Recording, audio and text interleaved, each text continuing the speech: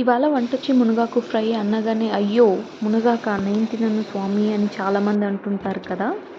అది ఈ విధంగా ట్రై చేసి చూడండి, చాలా టేస్టీగా ఉంటుంది. తినని వాళ్ళు కూడా చాలా ఇష్టపడి తింటారనమాట.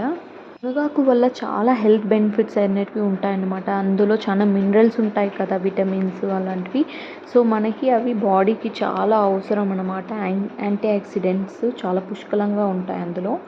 సో ఎన్నో ఆరోగ్య సమస్యలను కూడా తగ్గిస్తుందన్నమాట. So it's good for health. So వీడియోలోకి వెళ్ళిపోదాం. ఫస్ట్ అయితే నేను మునగాకు అయితే వాష్ చేసేసుకున్నాను. చక్కగా వాష్ చేసేసుకున్న తర్వాత ఒక 15 మినిట్స్ అలానే ఫ్రై చేసుకోవాలి. సో ఇందులో వాటర్ అనేది ఉంటుంది కదా, మనం ఆల్రెడీ వాష్ చేసాం కదా. సో వాష్ చేసినప్పుడు వాటర్ అంతా ఉంటుంది. ఆ వాటర్ అంతా పోయేంత వరకు మనం మూత పెట్టి ఫ్రై చేస్తూ ఉండాలి. సో ఇలా లిడ్ పెట్టడం వల్ల ఆకు మొత్తం ఆ వాటర్ని పీల్చేసుకుంటుంది అనమాట. సో ఇలా డ్రై అయిపోతుంది కదా. అలా డ్రై అయిపోయిన తర్వాత ఒక జార్ తీసుకొని ఒక హాఫ్ కప్ దాకా నేను వేరుశనగలు తీసుకున్నాను. అండ్ అలాగే కొంచెం మిర్చి తీసుకున్నాను, డ్రై మిర్చి. అలాగే కొన్ని ఎల్లుల్లిపాయ ముక్కలు వేసాను అనమాట.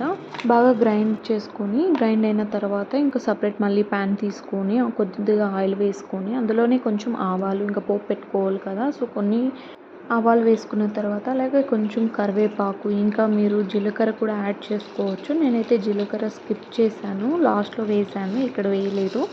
అలాగే శనగబేడలు ఒక 2 టేబుల్ స్పూన్స్ వరకు తీసుకున్నాను. అలాగే ఉద్దిపప్పు కూడా ఒక 2 స్పూన్స్ తీసుకున్నాను. బాగా రోస్ట్ చేసుకున్నాను అనమాట. రోస్ట్ చేసుకున్న తర్వాత ఆల్రెడీ ఒక కప్పు నిండా ఆనియన్స్ తరిగి పెట్టుకున్నాను కదా, అవి కూడా వేసేసి గోల్డెన్ బ్రౌన్ కలర్ వచ్చిన తర్వాత నేను కొంచెం పసుపు అలాగే టేస్ట్కి తగ్గ ఉప్పు కూడా యాడ్ చేసుకున్నాను.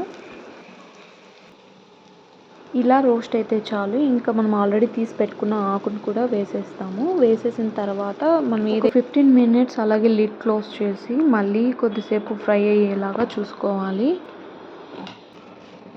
సో ఫైనల్లీ ఫ్రై అయితే అయిపోయింది. ఇంకా గ్రైండ్ చేసుకున్నాం కదా, సో ఆ పౌడర్ అయితే యాడ్ చేసుకోవాలి. ఆ పౌడర్ యాడ్ చేసుకున్న ఒక 5 to 10 మినిట్స్ మళ్ళీ అలానే సిమ్ టు మీడియం ఫ్లేమ్లో మళ్ళీ లిడ్ పెట్టి కొద్దిసేపు వేపుకోవాలి. సో ఇలా వేపుకున్న తర్వాత మనం డిష్లోకి యాడ్ చేసేసుకోవడమే. Thanks for watching and subscribe.